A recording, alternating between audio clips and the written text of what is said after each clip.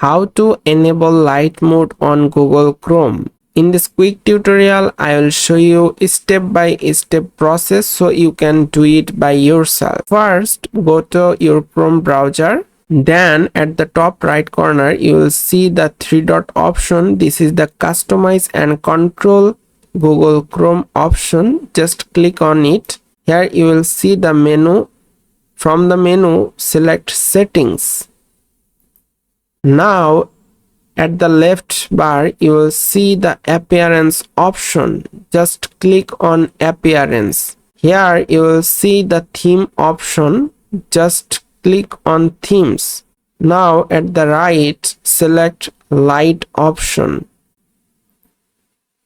If you select light, it will switch from dark to light.